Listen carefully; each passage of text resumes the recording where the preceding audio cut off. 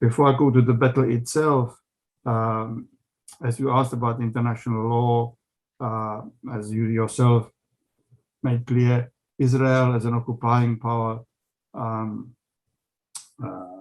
has to obey the law, which makes clear that the protected population has to be protected against forcible transfer of it under Article 49 of the Fourth Geneva Convention. And this is what Israel has been doing, not just now, but in fact for years. In fact, I looked it up just last year, about over 12,000 settlements created in violation of both the UN Charter and the 1998 Rome Statute of the ICC. So, and it has to be also clear that, as you know yourself, the UN Resolution 2334, which makes clear that settlement activities should be ceased, has been also violated by these activities, in particular recently in East Jerusalem. So even before the actual battle started, international law has been violated by these evictions in East Jerusalem. Then, of course, I do agree on one hand that Hamas fires rockets indiscriminately against Israel, primarily because they're not capable technologically of targeting any aims in Israel. Their technology is not comparable at all to the most sophisticated equipment which Israel has. So in a sense, firing rockets indiscriminately at Israel, which could hit civilians, is also a war crime. However, I don't think it's quite comparable to the terrible destruction which Israel inflicted on Gaza. It's slightly less than in 2014, but it's still absolutely devastating when hospitals are destroyed, water supplies destroyed, electricity has been damaged, the sewage system has been wrecked. In fact, the infrastructure is so damaged that it will take years to improve or to repair, not comparable at all to the damage caused by the rockets in Israel. So that to me is also a clear violation of international law, because let me remind you, as you say, the law makes clear that harm to civilians must be proportionate to the military advantage derived from any attack. And this is clear, has not happened here. It's not proportionate at all.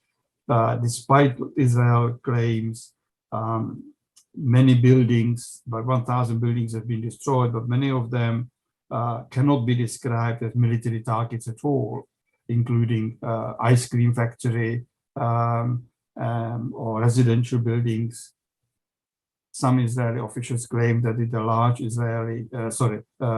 Gazan residential building where whole families have been killed. There was a suspicion that one Hamas official lived, which is to me an absurd justification.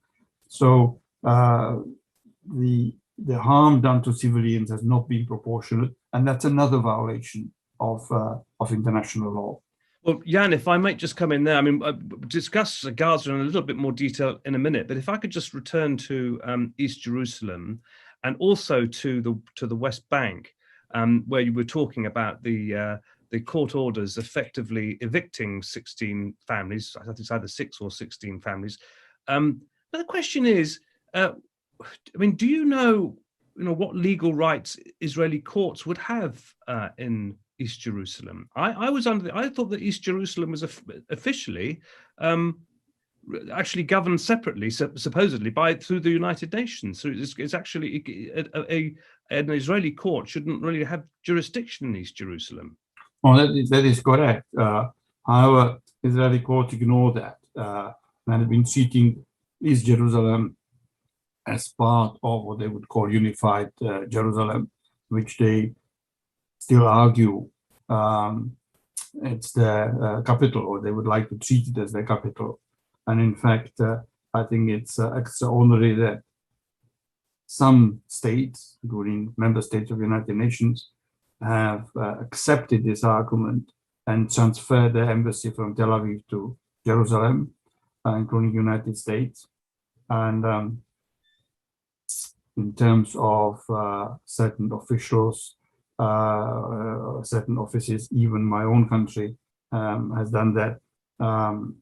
That is in violation of international law because, as you correctly said, Jerusalem or East Jerusalem is not acknowledged as part of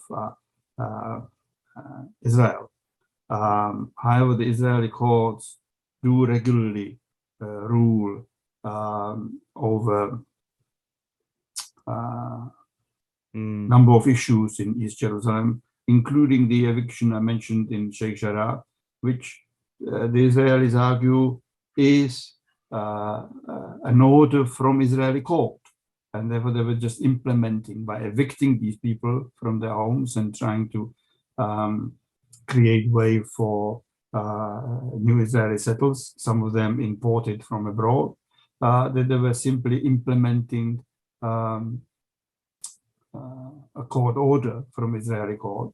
But in my opinion, that's contrary to the official UN acknowledged status of East Jerusalem. This is, of course, a result of the 1967 war, where Israel occupied large part of the West Bank and Jerusalem. And since then, Israel has been trying to evict as many Palestinian families from East Jerusalem and replace them with Israelis in a way of creating a Judaization of Jerusalem, and therefore then confronting the international community eventually with the fait accompli that in fact the whole of Israel is occupied and by Israelis who reside there. That, in my opinion, is a gradual step-by-step violation of the official status of East Jerusalem.